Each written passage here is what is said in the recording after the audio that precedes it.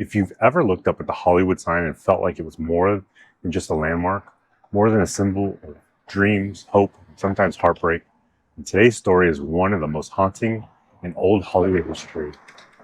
Because right here, in the shadow of those famous letters, is where one of Tinseltown's most tragic legends unfolded.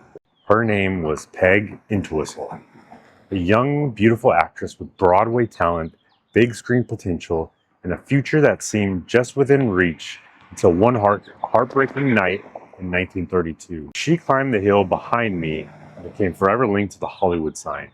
But Peg Entwistle's story is more than just a ghost story. It's a story about ambition, about loneliness, about chasing a dream in a city that can make you feel invincible one day and invisible the next. So today, we're going to walk through Peg's life, from her early promise to her struggles in Hollywood to the final days that turned her into legend. Welcome to As Seen by Dave. Let's step back into old Hollywood and remember Peg Entwistle.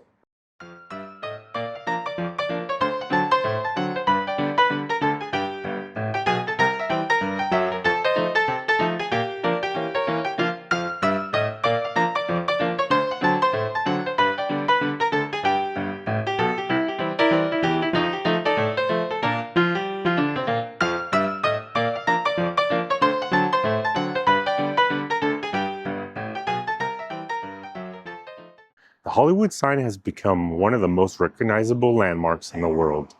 Millions of people here every year, tourists take selfies, actors dream of making it, people see it as a symbol of success. But in 1932, this sign was slightly different. Back then, it actually read Hollywoodland.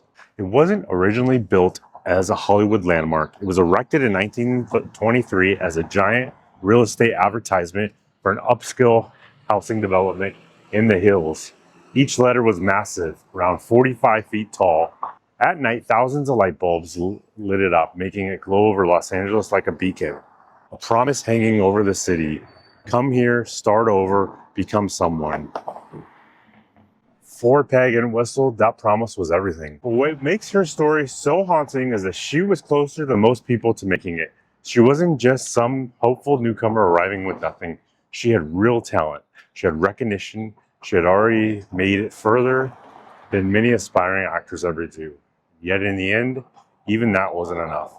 Peg was born Millicent Lilian Entwistle on February 8, 1908 in Port Talbot, Wales. Her father was English. Her mother died or was not around when Peg was still very young. Peg's life became unstable early on. Her family eventually moved to New York, where she was raised in part by relatives. Her childhood was marked by loss and change, something that would unfortunately become a pattern throughout her life. Still, Peg was said to be strikingly beautiful even as a young girl. She had dark features, expressive eyes, and a natural presence that drew attention. But more importantly, she had talent. She loved acting. At a young age, Peg became fascinated with theater.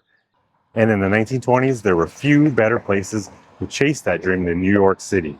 Broadway was booming, theater was glamorous. Peg quickly found her place. She joined the Boston Repertory Company and began developing a reputation as a serious actress. This wasn't just someone coasting on looks. People who saw Peg perform described her as intelligent, nuanced, and magnetic on stage. She had emotional range, she had discipline, she understood performing. In the theater world, she was starting to build something real. One of the biggest moments in Peg's early career came when she landed roles on Broadway. This was huge. Broadway in the late 1920s was elite. To perform there meant you had truly arrived. Peg appeared in productions that earned praise from critics and audiences alike.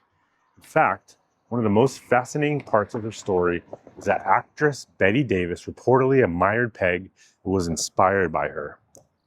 Think about that. Peg Entwistle wasn't some unknown amateur. She was respected by peers. She had momentum. She had the kind of foundation that should have led to a long career. But behind the scenes, her personal life was becoming more difficult. Peg married actor Robert Keith in 1927. At first, it probably seemed like another step toward stability. Two young actors both trying to make it. But the marriage quickly fell apart.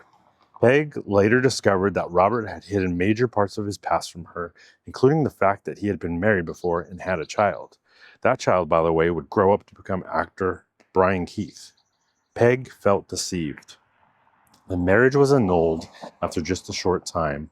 For someone already carrying grief and instability from childhood, that kind of betrayal likely hit hard. Yet, Peg kept going. She kept performing, she kept pushing toward her dream. That resilience says a lot about who she was. By the early 1930s, the entertainment industry was shifting.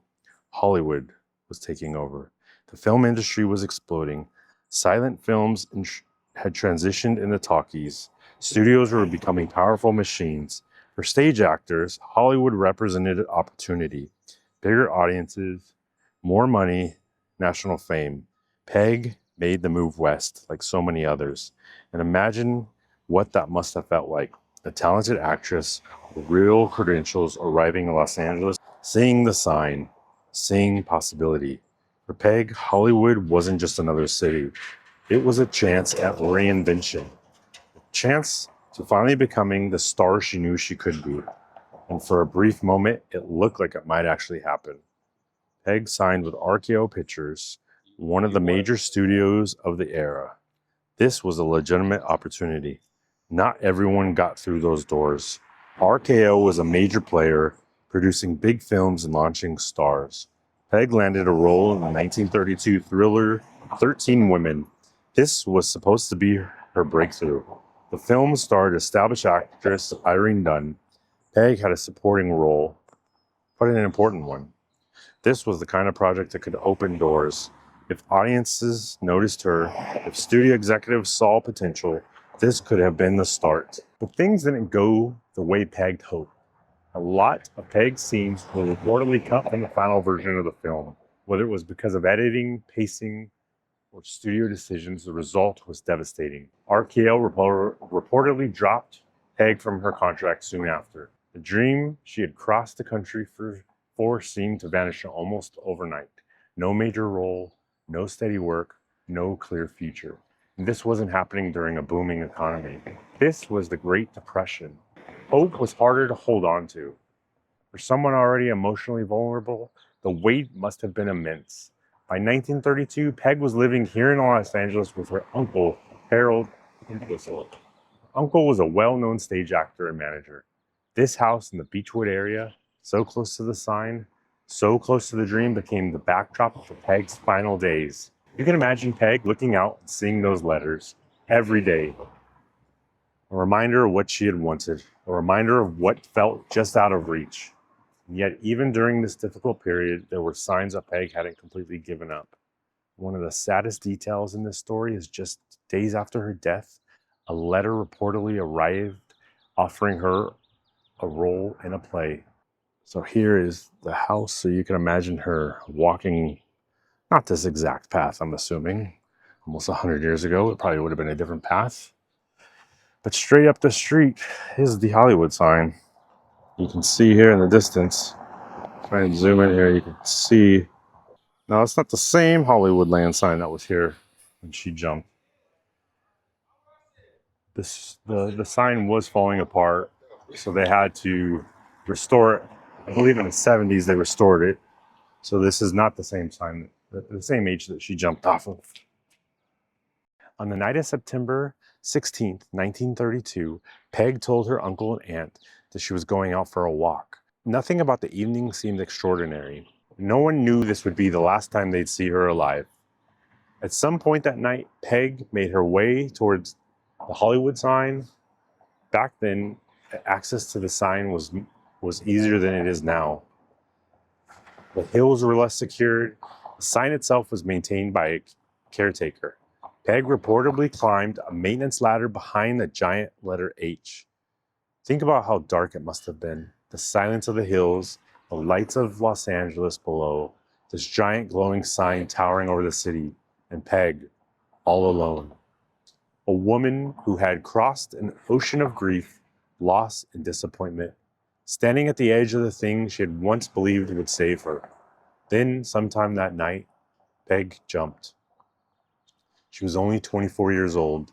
The next morning, a hiker discovered her body below the sign. News spread quickly. The story was instantly sensational. A beautiful actress, a tragic death, the Hollywood sign. It was the kind of story newspapers couldn't resist. But behind the headlines was a real person. A woman who had dreams, a woman who had talent, a woman who, by all accounts, was still trying. That's what often gets lost in stories like this. People remember the legend, the location, the mystery, but they forget the human being. And over time, Peg Entwistle became something more than an actress. She became part of Hollywood mythology. People began telling ghost stories. Some hikers and park rangers have claimed to see a woman in 1930s clothing wandering the hills near the sign. Others have reported sudden cold spots, strange feelings, or even smelling gardenia perfume, Peg's reported favorite scent.